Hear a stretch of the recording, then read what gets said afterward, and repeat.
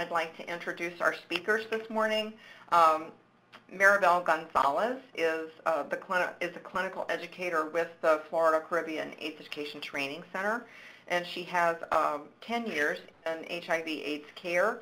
She's dealt mostly with adolescents and adult care, and she comes to us this morning from the Coral Gables office, and so she's going to join us by the miracle of the internet, as well as Saniyyah Mahmoudi, who is also an advanced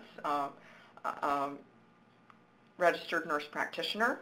And Saniyyah has 19 years of experience in HIV/AIDS care.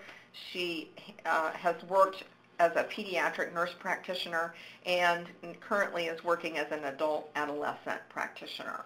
So I welcome both of you this morning. They're going to do some tag teaming during this presentation, and I know that you will all be very encouraged and educated on the subject of preconceptual counseling. Thank you, Mary, and good morning, everybody.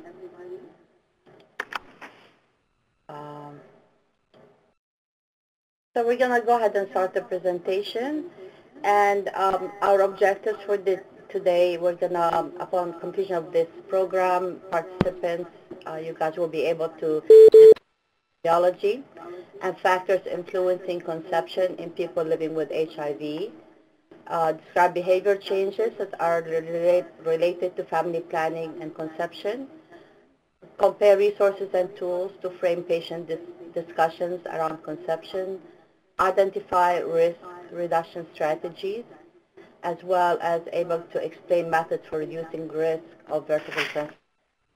And then finally, we're going to be able to list options for maintaining maternal health. So I'm going to start the presentation by kind of presenting two cases, and then we're going to be discussing them at the end of the presentation today. The first one is a 35-year-old newly diagnosed HIV-infected male. He comes to clinic accompanied by his HIV-negative wife. His viral load initially was 9,500 copies, and his CD4 350 cells. This patient had no insurance. He was just a Ryan White patient, and his wife was also uninsured. And both of them, they discussed with myself that they would like to have a baby. So the wife wanted to conceive. So what advice are we going to give them? The second case is for a 34-year-old Burmese refugee. She just moved to Jacksonville like a year ago. She's on a tripla. Her viral load is less than 20 copies, CD4 520 cells. She's doing fine, but she mentions that she just got married, and she and her husband are planning to have a baby. Husband is not infected, so what advice would we give her? And we're going to start our presentation. Thank you for the wonderful case presentation, Saniyyah, and thanks for the introduction, Millie. So let's get started by talking about a little bit about the epidemiology of HIV. In 2013, according to the World Health Organization, there were about 35 million people living with HIV. And according to the Centers for Disease Control, in 2012, there were approximately a little bit more than 1 million people living with HIV in the United States. So let's break down the numbers a little bit more. Out in the United States, 1 out of 4 people living with HIV are women. So we can talk about women and women that are living with HIV. And out of those 25% of the about 1 million people living with HIV in the United States, 80% of those women are of childbearing age. But we must not forget about the men that are living with HIV, because they are, while they may not be our patients, they are also affected by the disease, and there are about 140,000 HIV serodiscordant, heterosexual couples, and that means that one patient, one of the couples is HIV positive and the other couple is negative. And it's important because these couples will want to, may want to have conceive a pregnancy. When we think that in overall, more than 1/2 of all the pregnancies in the United States are unintended, that just brings to light more the importance that as healthcare providers or as being part of a healthcare team, we need to also include comprehensive family planning, and we need to include preconception screening and preconception counseling as part of the care that we provide. I'm going to go over a little bit of the history of preconception counseling in HIV. When the epidemic first started, before 1991, women who were living with HIV had about a 25% chance of delivering an HIV-infected child. Those were huge numbers at the time, and it was a time when we didn't have really good medication. We didn't have any medication to treat this condition. So most healthcare providers were recommending bilateral tubal ligations for women. It was, that was the culture at the time. That was what was, when you weighed the risks versus the benefits, the risks of having a bilateral tubal ligation versus the risks of having a potentially HIV-infected child. The benefits far outweighed the risks, and that's what was done before 1991. Then the very first medication that was first discovered for HIV, in that time period of between 1991 and 1993, when zidovudine was introduced, we found out that it reduces the mother-to-child transmission to about 8%. So that was a huge discovery. Going from having a 25% chance of having an HIV-infected child to an 8% chance of having an HIV-infected child, that was huge. And that's when a lot of the recommendations came out for zidovudine, or AZT, as it is known, as far as the recommendations to prevent the having an HIV-infected child. Lastly, let's talk about the time after 1993, the era of highly active antiretroviral treatment. That era brought forth with it the ability to reduce perinatal transmission, or the ability of reduce when there is a mother living with HIV and she's going to have a child, that you can prevent the transmission of HIV up to, some studies say 98%, some studies say 99%, but up to 99% of the time. And this is in women who have very, very, very good control of their viral load. Most of the studies counted that viral load as being under 1,000. And we know that we can get now viral load to where we know that it is, less than 48 copies per milliliter.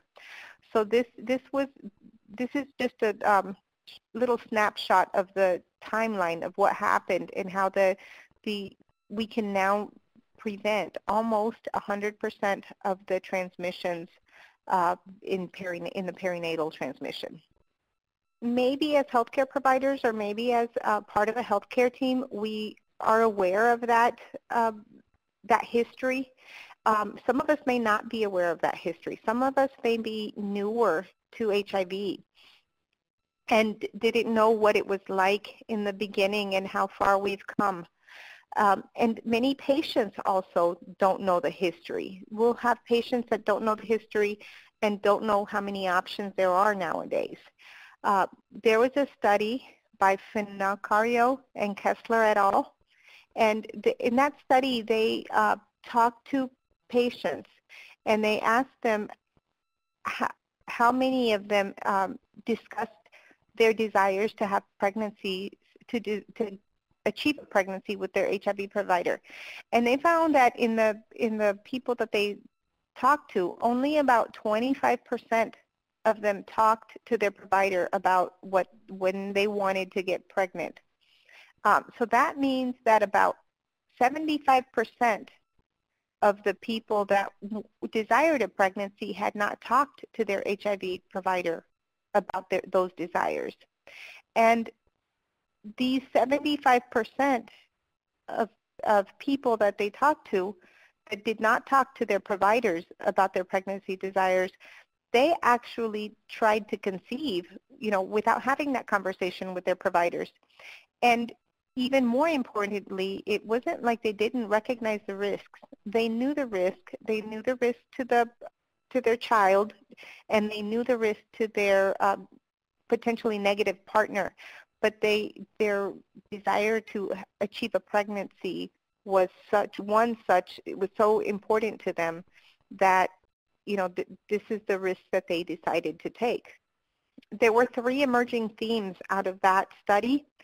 And when they talked to these patients, some of the themes included that they didn't know that the provider could guide them in terms of how to achieve that pregnancy. They didn't know that was available. They also said that there were certain characteristics about the provider that influenced their communication with that provider. And they also talked about how confused and the concerns they had about how to conceive in a more safe manner. So let's keep these in mind as we move forward through with the webinar. And Saniyyah is going to be talking to us about screening patients for preconceptual counseling. Okay, thank you, Maribel. So basically, when I go into screening, any woman that is desiring to get pregnant needs to have some preconception counseling if they are infected or not infected. And the goal of it is always to keep the woman healthy, make her kind of ready to conceive, as well as optimize her health and the fetal outcome, have a healthy baby at the end result. So that's what preconception counseling is done for, and for infected or not infected women, and for partners as well. So finding risk factors that can be reduced prior to pregnancy and during pregnancy is an ongoing, plus education and looking at the needs of the patient and trying to meet the needs for the patients are as well as included in that. So HIV-affected couples, why do they want to have children? It is their right to have children, and it gives them purpose for life and regain sense of womanhood and sexuality. It is, this is the normal life. Everybody, life continues. Everybody wants to conceive and have babies. So discussing pregnancy with patients should be an ongoing event. And especially when you have serodiscordant couples, you really want to avoid the risk of transmission of HIV between the partners as well as from the mother to the child. So that's the ultimate goal. And preconception counseling is usually an ongoing event, like I mentioned. Should be brought up during office visits. It should be integrated in the care of the women as well as the couples. And it should be integrated into the discussion that the case managers have with patients. And I will also talk about that in a little bit. So screening women and of childbearing age and their intentions of getting pregnant is really important. Talking to them about preparing themselves, for conception.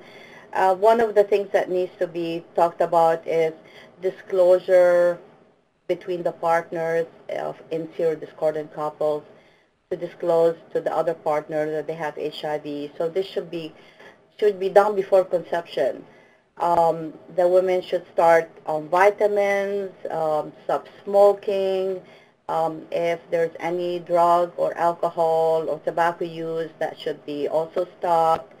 So you know, we need to work with the women that is thinking about conceiving before they conceive.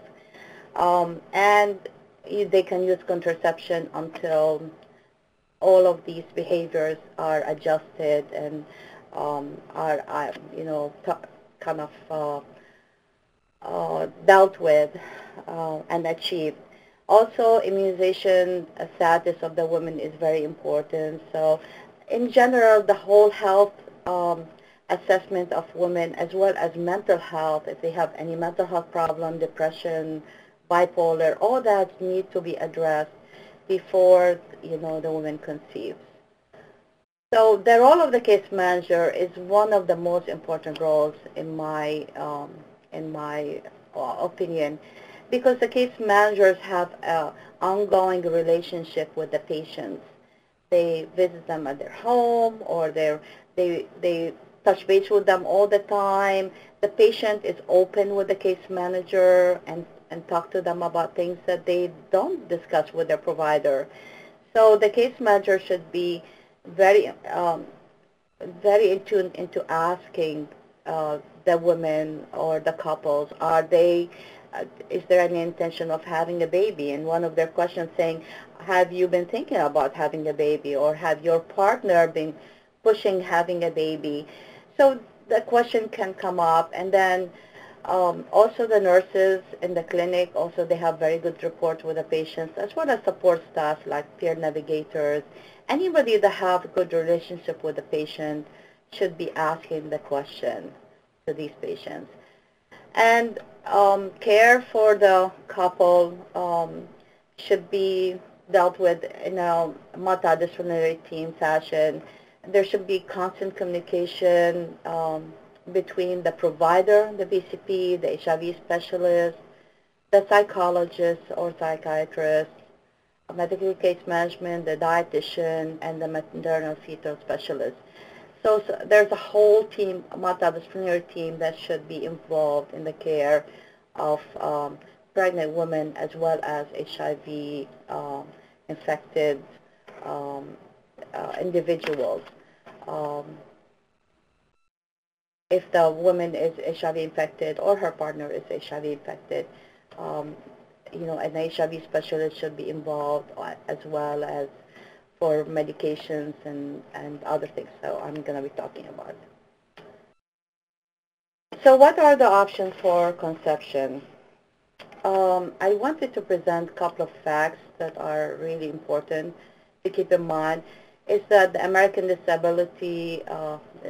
with Disability Act supports the right of couples who are affected by HIV to receive assistance with their reproduction. So you cannot tell them that they cannot have a baby. So you would need to assist them in getting the right care and the right, you know, reproduction means. Second, evaluation and counseling should be provided to determine eligibility for treatment for all couples. And there is a risk of transmitting the virus to the unaffected partner through intercourse, even if the infected partner has undetectable viral load. And basically, there's a lot of research on this subject. And one of the research mentioned, you know, looked at patients and their HIV in plasma as well as in the genital tract. And those two are two different compartments. So if you have an HIV-affected patient with an undetected viral load, it does not mean that they are not shedding in the genital area HIV virus.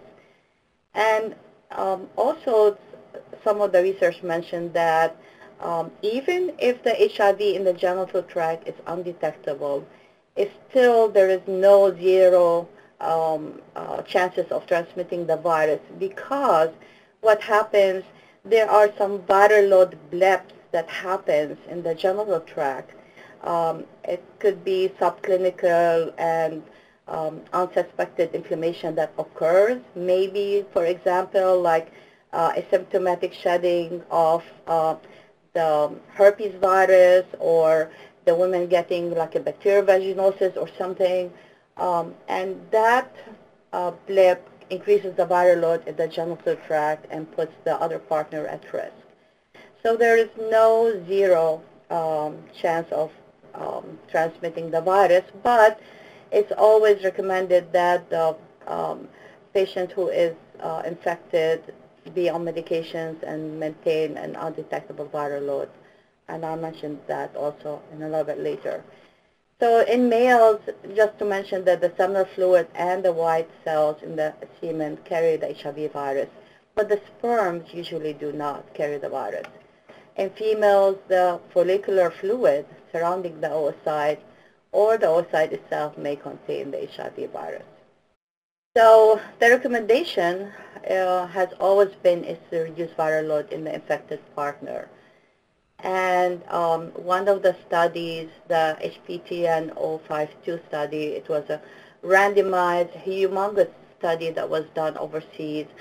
50% of the subjects were from Africa, but they looked at early treatment with ARVs versus for patients who have CD4s 350 to 550 versus waiting later and starting ARVs for the infected patients. And they found that the people who started ARVs earlier, you know, they were healthier, as well as they did not transmit the virus as the other people who waited longer to start the ARVs. And so reduce the non-infected partner exposure and susceptibility to infection is the recommendation, and to discuss available scientific evidence and risk reduction strategies for both the patient and the partner to provide a basis for informed consent. So when you sit down the partners and discuss with them, you are serodiscordant couples, and these are the chances of infection, and these are the ways to prevent transmission. It's just you're getting some informed consent from the patients that they understand what you are saying. And if they get infected, unfortunately, something else has happened. But explaining to them is very, very important. Prior to conception, doing a medical assessment on the women is very important. If the woman has any STDs, that needs to be treated before she conceives, because having STDs increase the chances of transmitting the HIV virus between her and her partner. Look at her physical health and her mental health as well. Antiretroviral treatment should be started for HIV-infected patients to reduce their viral load to undetectable level. Avoid teratogenic drugs for HIV-positive women. So somebody who's going to get pregnant, we avoid starting them on a medication such as efavirenz-containing regimen because of that teratogenic effect. Adherence to therapy is also important so that they don't have a viral rebound. Use of PrEP for the uninfected partner, and Maribel is going to touch base on that later during this presentation. Preconception evaluation and counseling is ongoing, and fertility assessment is also important. And I wanted to mention that because, you know, patients who have AIDS diagnosis at one point, like for males, that can really affect their sperm motility as well as their sperm count. That's what's written in the literature. As well as for females, if they have HIV for a long time, HIV itself or having STDs, multiple STDs, can cause some tubal disease, and they might not be able to be as fertile as they should. So if you have serodiscordant couples, So let's say the male is HIV positive and the wife is negative or the female is negative. The goal to prevent transmission, of course, is from the female, to the female partner who is negative. So the options for this couple, if they present to the clinic, would be donor sperm from an uninfected male. Next could be intrauterine insemination. And this is done through sperm washing because the male has a positive HIV. He's HIV positive. So there will be sperm washing and then transferring of the virus-free sperms into the uterus, into uterine cavity at the time of ovulation of the female. And this is a low-cost procedure. It costs around probably $250 per sperm washing event. And then there is, of course, intracytoplasmic sperm injection, which is very high cost, and this is also is IVF. It's very, very high cost, around $12,000, $13,000 to have it done. And basically, it's done in the lab. There's a lot of procedure that gets done with this before. So you have, there is, the woman has to be given some ovulation, induction medications, collecting the eggs from the woman, putting the sperm in, injecting the sperm into the ova, and then carrying the embryo back into the woman, as well as checking hormone levels and all the gonadotropins and other hormone, LH, and everything else on the woman. That's why it's very costly, but it is safe, and some people that can afford it, I think the recommendation is to go with IVF with intracytoplasmic sperm injection. So what if the female is positive, but the partner is negative, the male partner is negative? So the goal is to prevent transmission to the male, of course. In this case, usually you can, recommended is intrauterine insemination during ovulation. So so what happens, the woman can find out when she's ovulating by checking, like using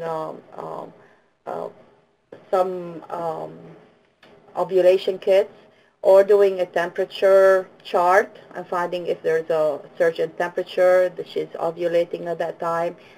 And within the 24 hours of the LH surge, then the male partner can ejaculate into the condom or into a cup, and the semen could be aspirated in a syringe and injected in the vagina of the woman near the cervix. And the other option would be, of course, in vitro fertilization. So the CDC really recommends for serodiscordant couples to use PrEP to decrease HIV transmission, treat the HIV positive partner with HAART to achieve undetectable viral load, time the unprotected intercourse to ovulation only, and the rest of the time the couple really have to use condoms. Screening and treating both partners for sexually transmitted diseases, continue safe sex practices like we mentioned, and use assisted reproductive techniques if possible. Natural conception in discordant couples, it's at reduced cost and to improve autonomy of couples. Basically, the American Society of Reproductive Medicine estimated the rate of HIV transmission is 1 per 500 to 1,000 episodes of unprotected intercourse. The rate increases if the HIV partner has a high viral load, or if either couples have genital infection, inflammation, or abrasions, or some sort of problem in the genital area. One study reported that there were 4.3% seroconversion rate. However, this study, they found out that people who seroconverted, they were not consistently using condoms. So it wasn't really a very good study. There are other studies that have reported 0.01 to 0.41% seroconversion per act of unprotected intercourse. One study reported by Hughes and his colleagues, it was a prospective study of 3,297 couples, and they had an 86% HIV transmission rate. They adjusted per act risk, that's what they reported. For unprotected male to female was 0.019, and the risk rate for unprotected female to male was 0.010. However, they found out that the patients who got infected, it's because of increased viral load and a partner, or because of STDs. And the STDs that were they were mentioned specifically were herpes, number one, trichomonas, and then they mentioned other STDs as well. But trichomonas, bacterial vaginosis, urethritis, cervicitis, as well as herpes, especially herpes was number one. For seroconcordant couples, and concordant means that both are infected. So what are we gonna kind of advise them to do?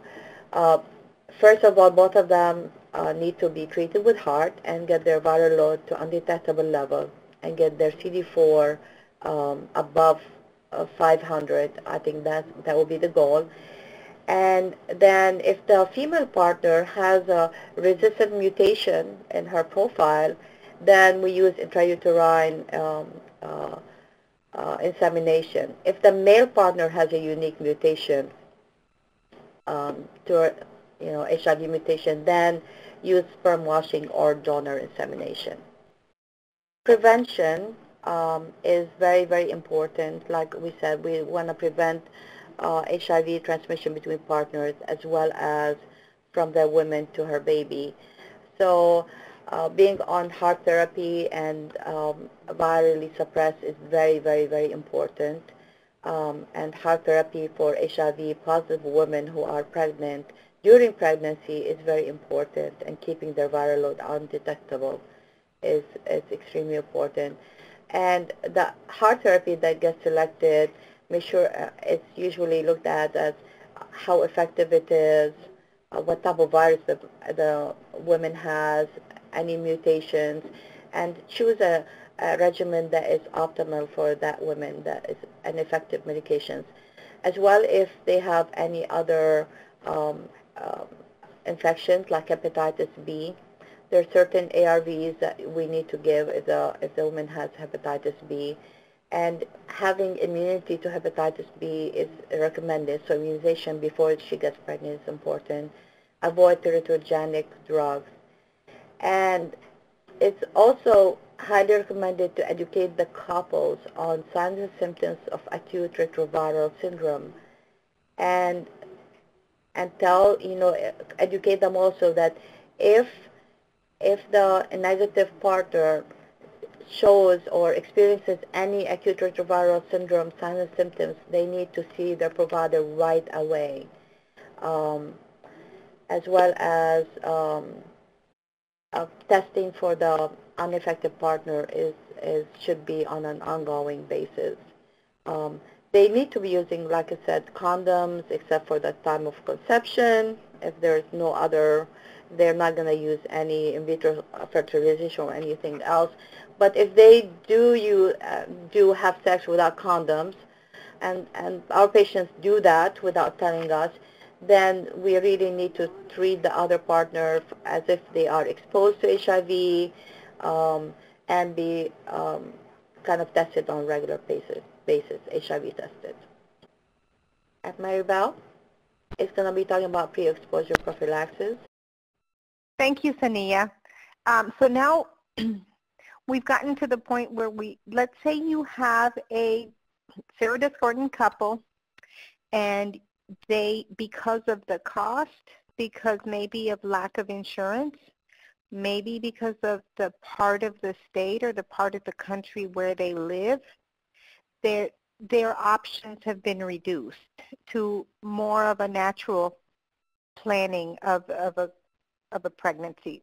But Saniyyah had explained to us that PrEP is recommended by the CDC, and it is exactly in those cases that I just described. Couples that maybe can't afford some of the more expensive methods of planning a pregnancy, couples that are maybe in a more rural area, specifically more of the couples where the female is the one that's positive. CDC recommends the pre-exposure prophylaxis because that can further reduce the risk of transmission from one partner to the other. And PrEP, or pre-exposure prophylaxis, is a relatively new method. It was approved by the CDC in 2012, and it is for treatment for the person that is negative, treatment for the person that does not have HIV infection. And adherence, we will talk about it a little bit more in the slides that are following. But those of us that are used to seeing patients and providing care for patients that are living with HIV have a lot of experience in discussing adherence. And so this is where we also need to be discussing adherence with the HIV negative partner. So to be eligible for pre-exposure prophylaxis, that person must have an HIV negative test. And there are other tests that should be offered before this prevention method is offered. And those tests are usually repeated about every 3 months during the time that the person is taking PrEP. So in July of 2012 is when the medication, it's a one pill that's combined with it's two medications combined in one pill. The medications in that pill are tenofovir and emtricitabine. It is marketed as Truvada, and it is a part of safer practices when it is used in combination with reducing other risks for adults that are at higher risk, which would be the different scenarios that we've been talking about throughout this webinar, where they're trying to conceive a pregnancy, one couple is HIV infected, and one couple, the other part of the couple is HIV negative. PrEP is approved and it is recommended for sexually active adult MSMs, and in the context in which we have been using it for this webinar is for heterosexually active men and women, and more specifically also for those that are trying to conceive a pregnancy. This slide describes the different studies that were performed. Some of them were stopped early, and these are using different types of medications. So I really want to point out and focus the one that has been approved by the CDC. That is, you'll see on the second line of the chart, you'll see TDF, which is the abbreviation for tenofovir, and there's about an 82% to 86% risk reduction when patients are taking that medication in acquiring HIV. And then when it was combined with the FCC, which is the emtricitabine part, together with the tenofovir, some of the studies saw that it increased the reduction to up to 90%. And then we'll talk about the adherence, the important part with adherence to this medication in the next slide. So just like adherence is crucial to patients who are living with HIV as far as taking their highly active antiretroviral therapy, those people who are HIV negative, who are eligible for PrEP treatment, adherence is also critical to reducing the amount, their risk for contracting HIV. And the risk is not zero, but the risk with improved adherence can be as high as 99%. And we know that there are a lot of factors that can also contribute to this, to the risk. But just talking about the PrEP and taking the as its trademark name, Truvada, taking that one pill, when studies were done that people took the medication 2 times a week, the estimated efficacy was 76%, and that's how well it reduced the risk of contracting HIV. When people took the tenofovir and the emtricitabine 4 times a week, the estimated efficacy of PrEP increased to 90%. And when people took the tenofovir and emtricitabine on a daily basis, along with reducing all the other risk factors, the risk was reduced to about 1%, or the estimated efficacy, that would make the estimated efficacy about 99%.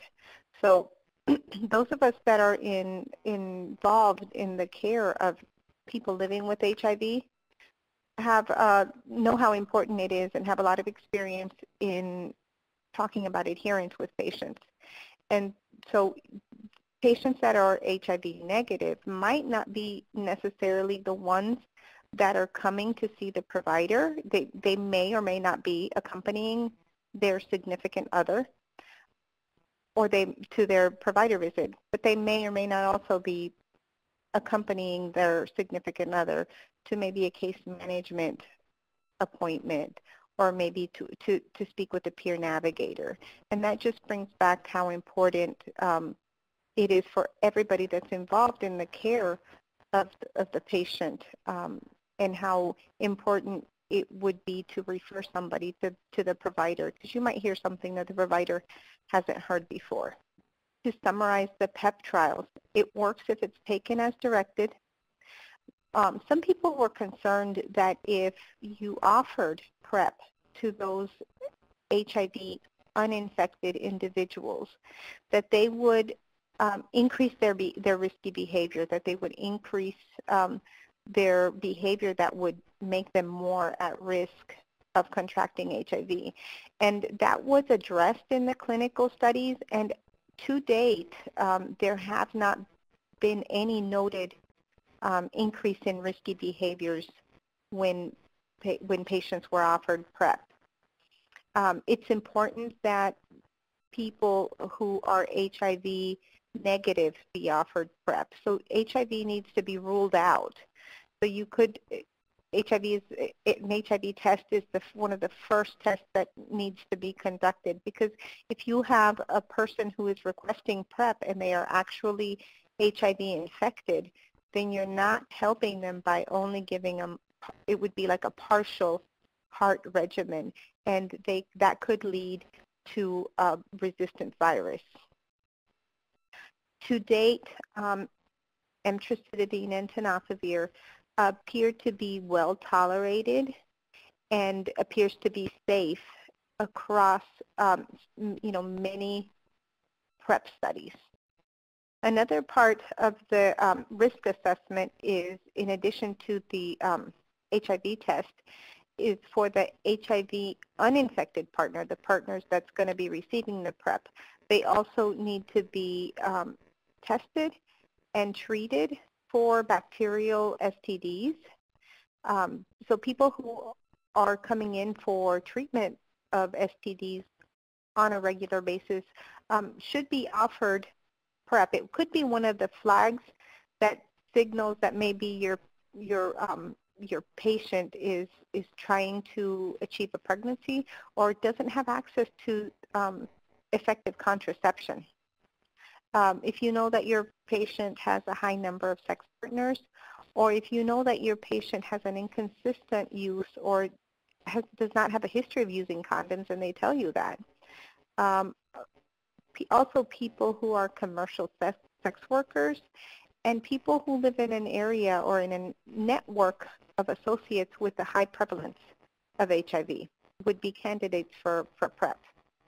Again, on this slide, we talk about the importance of a documented negative HIV test, making sure that patients are aware, as Saniyyah had explained to us previously, of the signs and symptoms of acute HIV.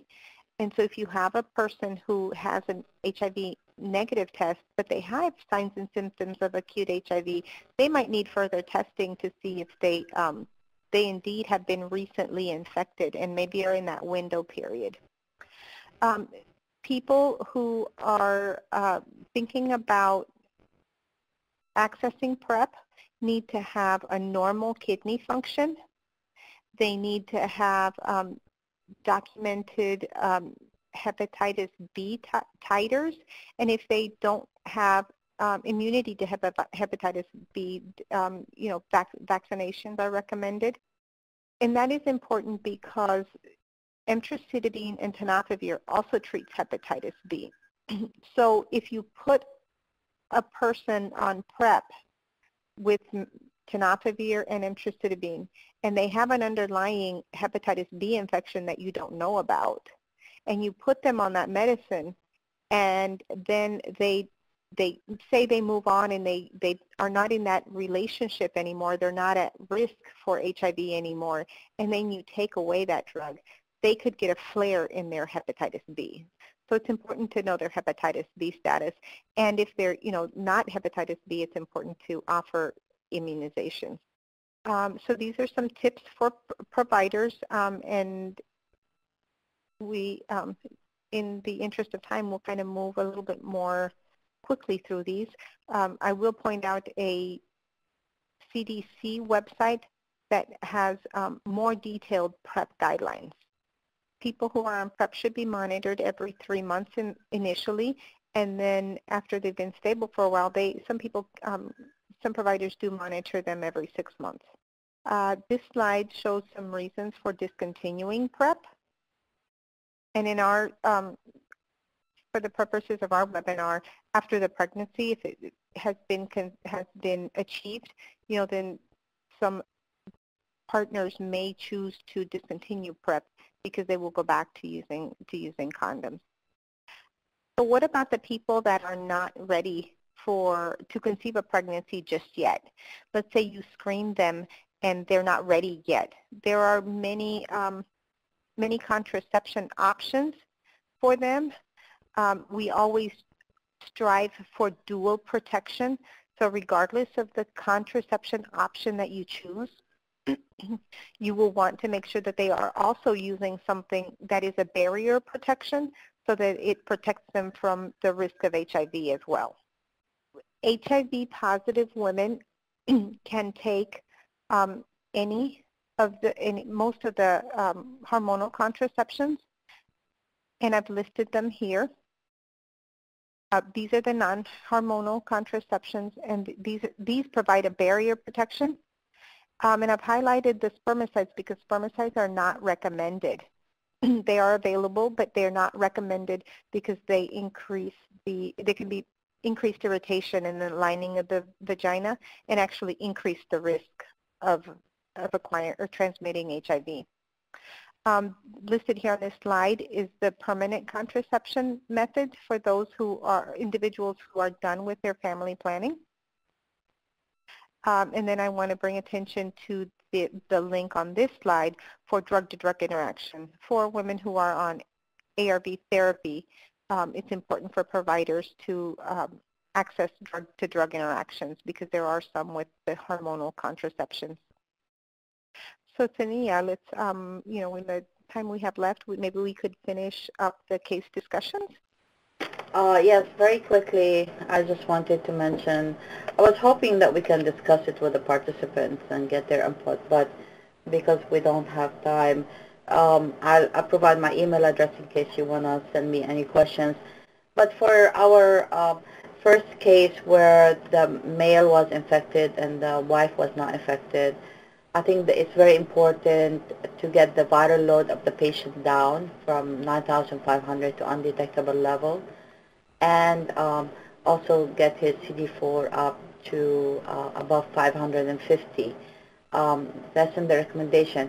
Um, like we said, donor sperm is an option for this couple.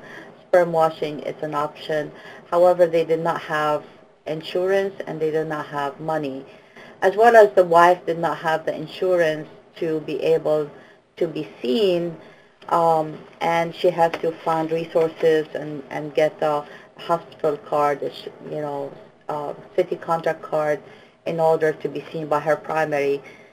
We recommended for this women to get on Truvada for PrEP, and she needed prescription from her provider, and then Gilead was gonna, company was gonna provide the medication for free for this couple.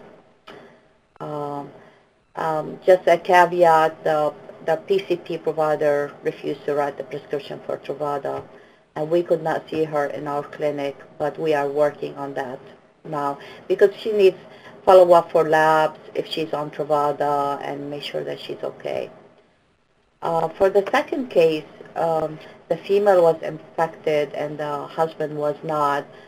So she was undetectable. However, she was on Atripla, so I had to change her from Atripla to a non-efavirenz medication containing regimen, actually. But her Reta is not with Truvada, but you can choose any other options. And the other thing is that I had to teach her to check her temperature and recommend that she gets the ovulation kit, see when she's ovulating, and make sure the husband does the ejaculation in a cup, and discuss with her how to get the sperms and inject them near the cervix in the uterine cavity. So if she wants to get pregnant that way. And she has an OB, so she's gonna go see the OB also as well. So these are my cases, and like I said, if you guys have any questions, please feel free to email me. These are some resources, brochures on conception and conception counseling from the CDC. You can access that. Plus, there are some provider checklists that the CD provides on their website that the providers can use, or actually the case managers also can use in asking questions and finding out where to proceed from there. And these are our references. And I thank you so much again for attending this webinar. The Florida Caribbean AIDS Education and Training Center's mission is to ensure that physicians, nurses, nurse practitioners, physician assistants, dentists, pharmacists, case managers, and other healthcare professionals in Florida, Puerto Rico, and the U.S. Virgin Islands receive state-of-the-art information, training, and consultation on the prevention, chronic disease management, and treatment of HIV and AIDS. Funding is provided by the HIV/AIDS Bureau of the Health Resources Services Administration, U.S. Department of Health and Human Services.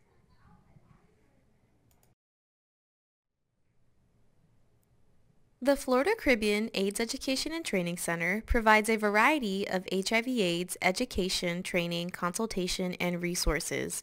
Visit our website, www.fcaetc.org, to learn more. Stay in touch with us by joining our mailing and email list.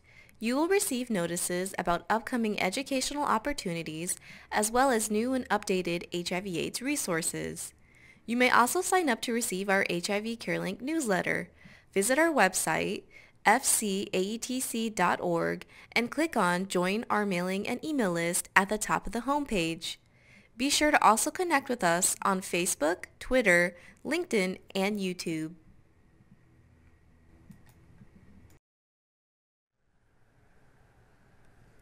The Florida Caribbean AETC provides consultation services to clinicians in Florida, Puerto Rico, and the U.S. Virgin Islands. If you have questions related to the content of this program or would like consultation on the diagnosis, prevention, and treatment of HIV/AIDS and related conditions, we would love to hear from you. We also offer consultation on the interpretation of resistance test results. Visit www.fcaetc.org/consultation to ask your question today.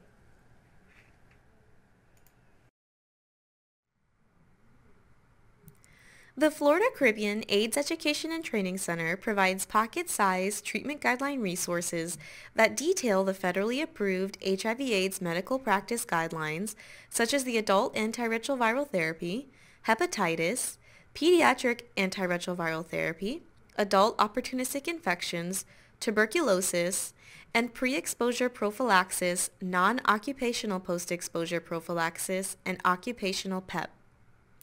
In addition, we have summarized common practices for the post-exposure prophylaxis in pediatrics adolescents.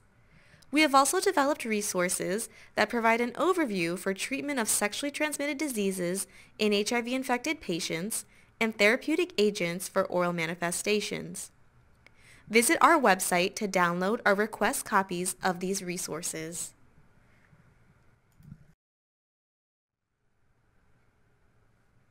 The Florida Caribbean AIDS Education and Training Center provides web-based educational opportunities to increase the knowledge and skills of HIV healthcare providers. Live and on-demand options are available. Visit www.fcaetc.org/education for more information.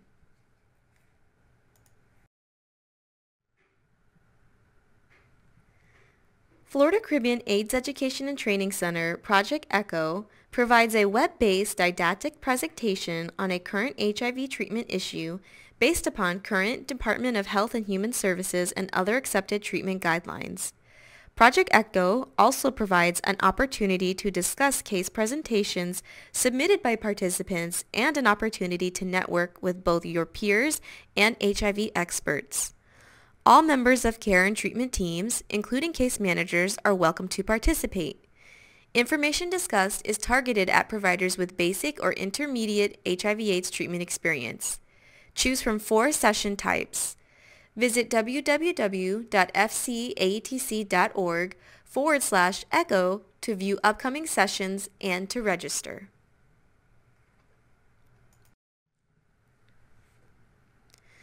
If you're located outside of our region, the Clinician Consultation Center provides consultation services via the phone numbers listed here. Or you may also visit www.nccc.ucsf.edu for more information. To locate the AETC in your region, visit www.aidsetc.org.